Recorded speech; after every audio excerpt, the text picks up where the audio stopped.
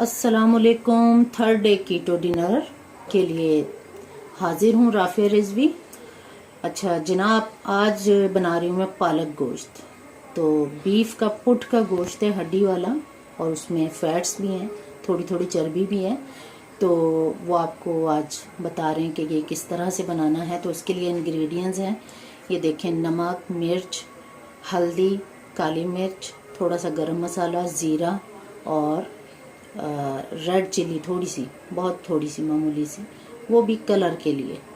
अच्छा, चॉप किया हुआ प्याज, लहसुन अदरक का पेस्ट, और ये हड्डी वाला गोश्त पुट का, और ये एक छोटा टमाटर चॉप किया। सबसे पहले हम ये गोश्त जो है ये हांडी में, ताकि गलने के लिए आपको पता है पहले गोश्त डालना पड़ता है, और उसी के साथ ये लहसुन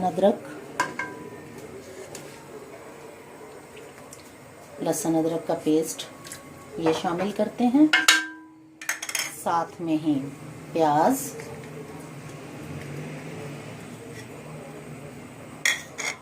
ये सारे मसाले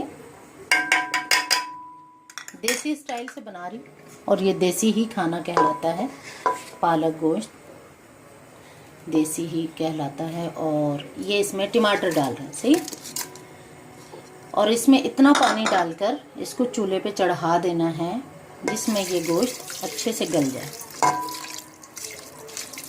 तकरीबन 30 मिनट 40 मिनट तो लगेंगे इसको मिक्स कर लें मसाले को, ताकि ये आपकी बोटियों में, जब ये गल जाएगा गोश्त, तो इसमें पालक डाल के और नारियल का तेल डाल के या देसी घी डाल के या मक्खन डाल के आपने अच्छे से भुनाई कर लेनी है, और फिर आप देखिएगा इसका जायका और भी अच्छा आ जाएगा।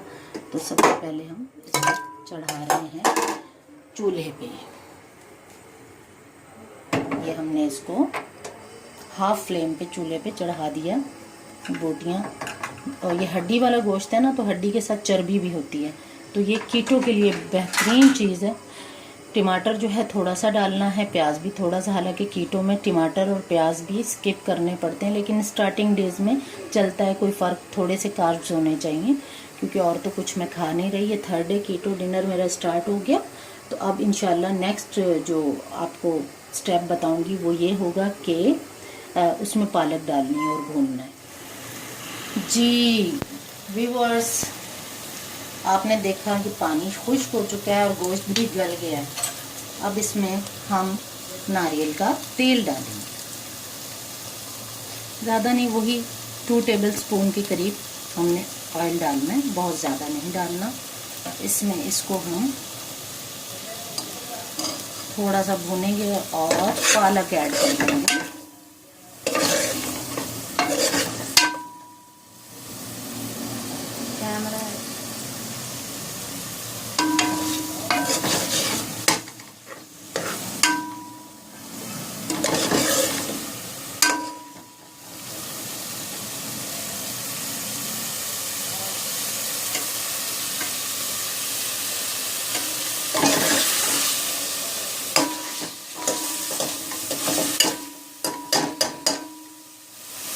अब ये 2 कप के करीब पालक है, और ये मैं अभी ऐड कर रही हूँ इसमें पालक गोश्त के लिए। पालक का अपना पानी होता है, गोश्त गला हुआ है, इस वजह से मैंने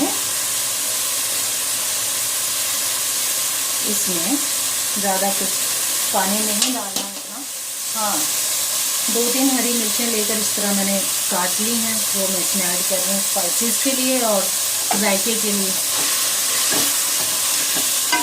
ये मिक्स हो जाएगा अच्छे से, तो आपको फिर हम दोबारा से ज्वाइन करते हैं इसमें। अब मैं ढक दूँगी इसको, पालक थोड़ी देर में पक के तैयार हो जाएगी, फिर आपको इसका फाइनल लुक दिखाती हूँ।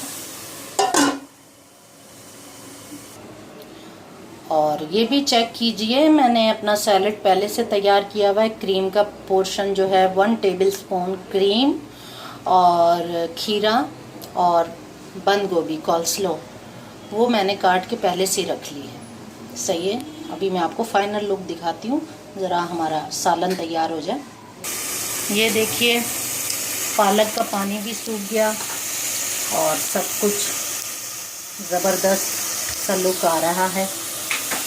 पालक का पानी भी सूख गया और ग्रीन ग्रीन कलर भी आ रहा है। अच्छा जी, अब इसमें हम ये धनिया, कटा हुआ धनिया वो भी शामिल कर रहे हैं। पक गया जी हमारा सालन, हम बिल्कुल रेडी हैं इस वक्त और खाने के लिए तैयार। और आपको ये भी मैं साथ साथ बताती चलूँ कि मैंने कल जो वेट, अच्छा ये मेरा अगर ज़्यादा हुआ ना तो मैं इसको क्या करूँगी, हाफ़ खाऊंगी और हाफ़ नहीं खाऊंगी।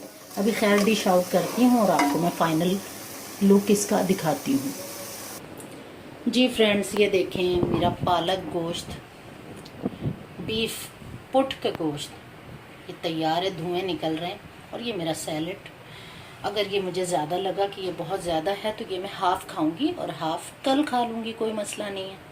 लेकिन कल मैं नई रेसिपी आपको बताऊंगी इंशाल्लाह कीटो की। तो आज ये नारियल के ऑयल में भुना हुआ पालक गोश्त तैयार है, साथ में क्रीम, साथ में सैलेड, बहुत खूबसूरत सा यमी लुक आ रहा है माशाल्लाह से।